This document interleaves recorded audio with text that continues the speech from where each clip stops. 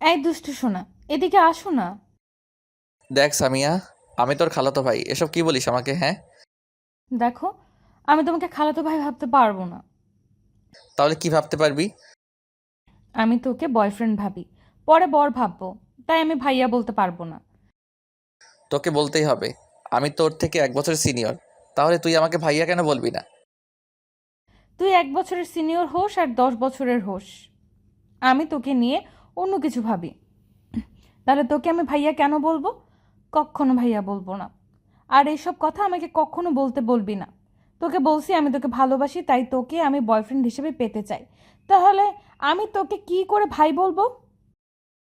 সামিয়া, আমি তোর কাণ্ড দেখে অবাক হয়ে যাচ্ছি। তুই কী সব উল্টাপাল্টা চিন্তা করিস আমাকে নিয়ে?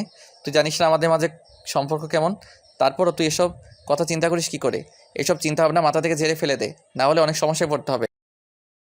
তেমন কিছু হবে না। তুই কেন বুঝতে পারছিস না আমি তোকে ভালোবাসি? আর তুই আমাকে ভালোবাসিস, তাহলেই তো সবটা হয়ে যাবে। আর তুই কি জন্য যে আমাকে এইভাবে বারবার দূরে সরিয়ে দিস, আমি তো সেটাই বুঝতে পারি না। কারণ তুই আমার খালাতো বোন, আমি তোর খালাতো ভাই। তাহলে তুই কেন বুঝতে পারিস না? তুই যেটা চাস সেটা কখনো হবে না। তাছাড়া তুই যদি এসব নিয়ে বেশি বাড়াবাড়ি করিস তাহলে সবাই বিষয়টা জেনে যাবে, তারপর আমাদের ভুল বুঝবে, বিশেষ করে আমাকে। সেটা কি খুব ভালো হবে বল? কেউ আমার সাথে কথাই বলবে না। আব্বু আম্মু আমাকে অনেক বেশি বিশ্বাস করে। ওরা যদি জানতে পারে নিজের খালাতো বোনের সাথে আমি এমন কিছু করেছি কিংবা রিলেশনে জড়িয়েছি, তাহলে অনেক বেশি ঝামেলা হয়ে যাবে, অনেক বেশি ঘৃণা করবে আমাকে। এমন কিছু করেছিস মানে? এখনো তো কিছুই করিসনি। তোকে কাছে আসতে বলেছি, তুই যদি চাস সব কিছুই হবে। তারপরও তুই শুধু আমাকে একটু ভালোবেসে দেখ। আমি না তোকে ছাড়া থাকতে পারবো না, তোর স্পর্শ ছাড়া আমি পাগল হয়ে যাব। তাই প্লিজ, তুই আমাকে একটু ভালোবেসে দেখ, বুকে জড়িয়ে নিয়ে দেখ। তোর এমন বিহেভ দেখে আমি অবাক হয়ে যাচ্ছি। তোর কি আমাকে দেখে ওইসব বাজে ছেলে বলে মনে হয়, যার জন্য আমি তোকে বিয়ের আগে এসব উল্টাপাল্টাভাবে টাচ করব, তোর সাথে রুম ডেট করব? তাহলে সেটা তোর ভুল ধারণা। তুই যদি এগুলোর জন্য আমাকে নিজের মায়ে ফেলার চেষ্টা করিস তাহলে সেটা তুই অন্য কাউকে গিয়ে কর, যে তোকে অনেক বেশি কেয়ার করবে, অনেক বেশি তোর কথা শুনবে। তারপরও আমাকে এসব মায়াজালে আটকানোর চেষ্টা করিস না। বাবু, তুমি সব বিষয়ে এত রেগে যাও কেন? আমি তো তোমাকে ট্রাই করার জন্য বললাম। আমি জানি তো তুমি আমার কত কিউট একটা বাবু। তুমি আমাকে কত বেশি ভালোবাসো, যার জন্য বিয়ের আগে এগুলো করতে চাও না। আমি কি জানি না মনে করেছো? আমি সবটাই জানি। তাহলে তুমি আমার একটা কথা শোনো, তুমি একটু আমার কাছে আসো, আমাকে এমনিতেই বুকে জড়িয়ে নাও। আর আমি জানি ছোটবেলা থেকে তুমি আমাকে ভালোবেসে আসছো, তাহলে তুমি আমাকে কেন দূরে সরিয়ে দাও? বলো, আমার কষ্ট হয় না বুঝি? কষ্টটা তুই নিজে থেকে পাস, আমি তোকে আগেই বলে দিয়েছি না আমার দ্বারা এসব হবে না। তাহলে জেনে শুনে কোনো কষ্ট পাস? তুই আমাকে নিয়ে এসব উল্টাপাল্টা চিন্তাভাবনা করিস। তোকে আমি বারণ করেছি, তুই তারপরে সেটা শুনিস না। আমি তোকে ভালোবাসি বলেছি না? আমি তোকে বয়ফ্রেন্ড হিসেবে ভালোবাসি, আর ভাইয়া বলতে পারবো না।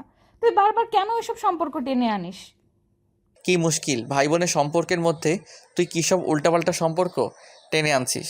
তোকে বলেছি না এগুলো হয় না। তাছাড়া আমি ছোটবেলা থেকে তোকে বোন হিসেবে ভালোবেসে এসেছি, তাহলে এগুলো কি করে হয় বল? ছোটবেলা থেকে বোন হিসেবে ভালোবেসেছো, এখন বউ হিসেবে বাসবে। তাছাড়া কেন হয় না? এখন কি এরকম হচ্ছে না বলো? প্রায় হচ্ছে। খালাতো ভাই বোন বিয়ে করছে, ফুফাতো ভাই বোন বিয়ে করছে। তাহলে তুই কেন আমাকে বিয়ে করতে পারবি না, ভালোবাসতে পারবি না? আর এখনই কে বিয়ে করতে বলেছে তোকে? তুই আমাকে আমার প্রপোজাল একসেপ্ট করে নিবি। আমরা দুজন দুজনকে ভালোবাসবো, অনেক দিন প্রেম করব, তারপর পরিবারের সবাইকে জানিয়ে বিয়েটা করব। তোর কি মনে হয় এগুলো পরিবার মেনে নিবে? কখনোই না। পরিবার কখনোই আমাদের এই সম্পর্ক মেনে নেবে না।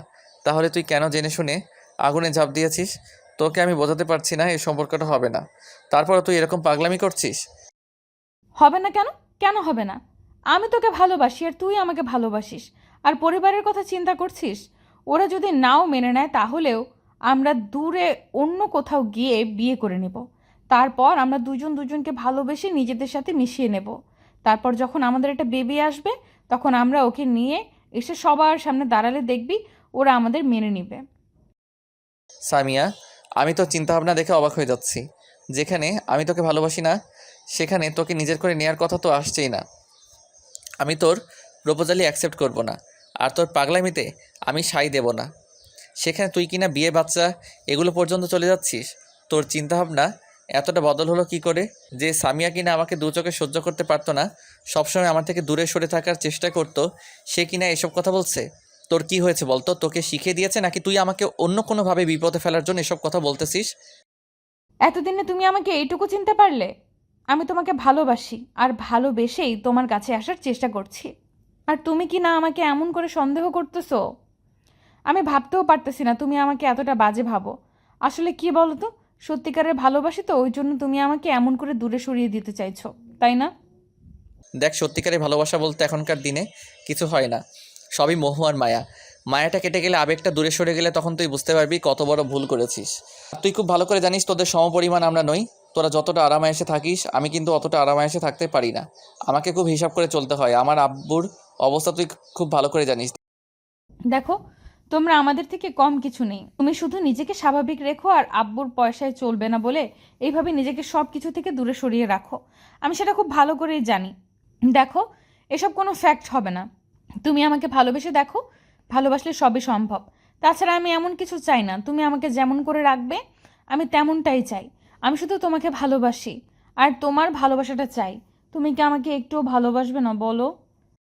দেখ, এগুলো তোর মনে হচ্ছে, কিন্তু অভাব যখন ঘরে দরজা দিয়ে ঢুকবে আর ভালোবাসা তখন জানালা দিয়ে পালাবে, তখন আর তোর এই কথাগুলো মনে থাকবে না, আর তুই আমার সাথে থাকতে পারবি না। কারণ সবসময় তোর সাথে আমার ঝগড়া ঝামেলা লেগেই থাকে। তার উপরে কি বলতেছিস তুই ভালোবাসলে সবই সম্ভব? কোনো কিছু সম্ভব না। এখনকার দিনে এই ভালোবাসাটা শুধু একটা ন্যাকামি। তাছাড়া আমি তোকে ভালোবাসি না। আমি তোকে কখন বলেছি আমি তোকে ভালোবাসি? দেখো, সব কথা সবাইকে মুখে বলে দিতে হয় না। কিছু কথা মন দিয়ে বুঝে নেওয়া যায়। আর ছোটবেলা থেকে দুজনে একসাথে বড় হয়েছি। আমি জানি তুমি আমাকে কতটা ভালোবাসো। আর যদি ভালো নাই বাসতে, আমার প্রতি এত কেয়ারিং, আমার প্রতি এত যত্ন, তার উপরে কোনো ছেলের সাথে মিশতে দাও না, কারোর সাথে কথা বলতে দাও না, এগুলো কি ভালোবেসে করো না বলো? কেয়ারিংটা মানুষ তাকেই করে না যাকে ভালোবাসে, শুধু তাকে তেমনটা নয়। হ্যাঁ, ভালোবাসি, সেটা বোন হিসেবে, বউ বা অন্য কোনোভাবে নয়। তাছাড়া তুই একটু অবুঝের মতো কাজ করিস সবসময়।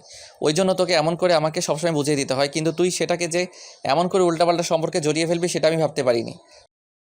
দেখো, মানুষ তাকেই হারানোর ভয় থাকে, তাকেই এত বেশি কেয়ারিং করে, এত বেশি যত্ন নেয়, তাকেই এত বেশি জেলাস ফিল করে অন্য কারো পাশে দেখে, যাকে মানুষ ভালোবাসে। আর তুমি আমাকে ভালোবাসো কিন্তু সেটা বুঝতে পারতেছো না।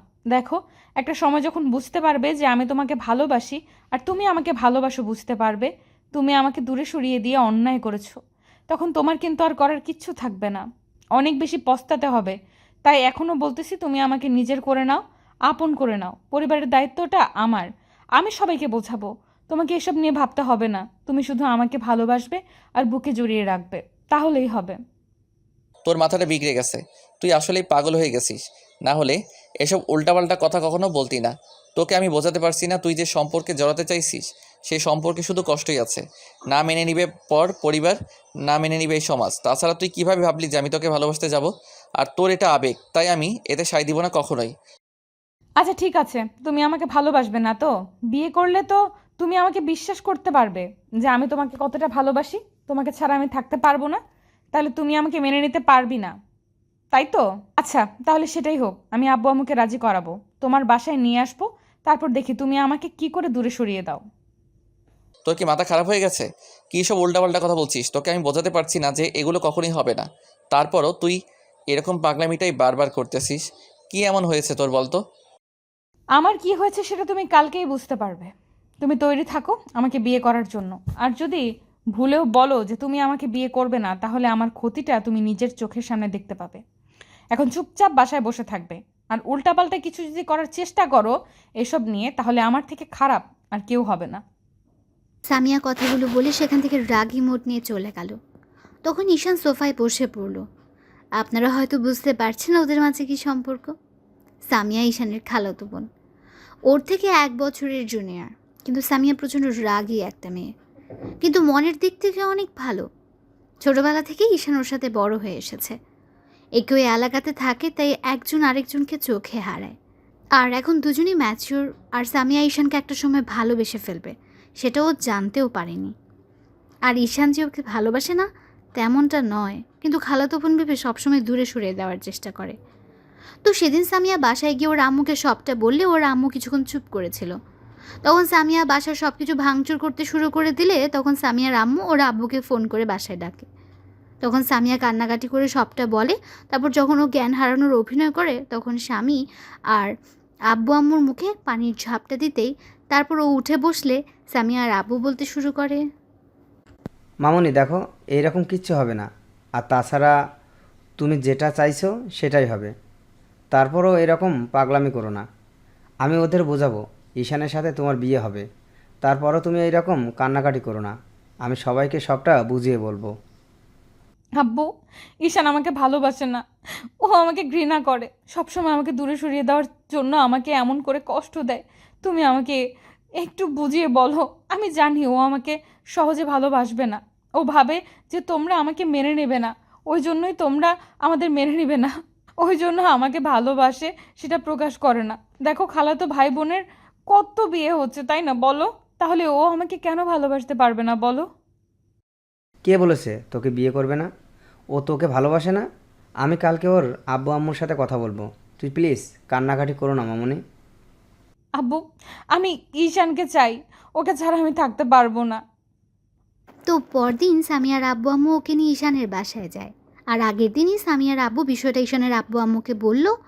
ওরা বেশ চিন্তিত হয়েছিল যদিও। তো সবাই ডাইনিং রুমে বসে আছে আর সামিয়া ঈশানের আম্মুকে জড়িয়ে ধরে কান্না করছে, কিন্তু ঈশান কোনো কথা বলছে না। সামিয়ার এরকম কান্নাকাটি দেখে সবাই চুপ করে আছে। তখন ঈশানের আব্বু ঈশানের সামনে এসে বলতে লাগলো, এখন তুমি কি চাও? তুমি ওকে বিয়ে করবে নাকি এমন করে কষ্ট দেবে? দেখেছো মেয়েটা কত কষ্ট পাচ্ছে? তুমি খুব ভালো করে জানো তোমার আম্মু ওকে মেয়ের মতো জানে। আমাদের কোনো মেয়ে নেই বলে ওকে আমরা মেয়ের মতো ভালোবাসি। আর তাহলে তুমি কেন ওকে বিয়ে করতে পারবে না বলো? আব্বু, আমি তো ভেবেছিলাম তোমরা আমাকে ভুল বুঝবে। তাছাড়া ওর সাথে যদি আমি রিলেশনে জড়াই তাহলে তো দেখা গেছে খালু আর খালামণি আমাকে অনেক বেশি ভুল বুঝবে। ওই জন্য আমি এরকম কিছু করিনি, কিন্তু অনেক বেশি পাগলামি করতেছিল। ও যে বাসায় গিয়ে এরকম কিছু বলে দিবে সেটা আমি জানতাম না। এখন তো জানতে পারলে। তুমি বলেছিলে না বাসায় কেউ মেনে নেবে না, এখন তো সবাই মেনে নিয়েছে। তাহলে তুমি এখন আমাকে বিয়ে করতে পারবে না বলো, নাকি এখনও তোমার কোনো আপত্তি আছে? ও বিয়ে করবে না মানে? ওর দাদু বিয়ে করবে। কে বলেছে বিয়ে করবে না? মামনি, তুই কান্নাকাটি করিস না। খুব শীঘ্রই তোদের বিয়ে হবে, তুই নিশ্চিন্তে থাকতে পারিস। কিন্তু তোমার ছেলে তো আমাকে ভালোবাসে না, তুমি কেন বুঝতে পারো না? ওকে একটু বুঝিয়ে বলো না আমাকে ভালোবাসতে। ও আমাকে খালি কষ্ট দেয়, ও আমার মনটাকে একটু বোঝার চেষ্টা করে না, আমি কতটা কষ্ট পাই ও সেটা বোঝার চেষ্টাই করে না। ঈশান সামিয়ার এরকম কথা দেখলে মুচকি হাসি দিল। সাথে সাথে সামিয়া দৌড়ে এসে ওকে জড়িয়ে ধরলে।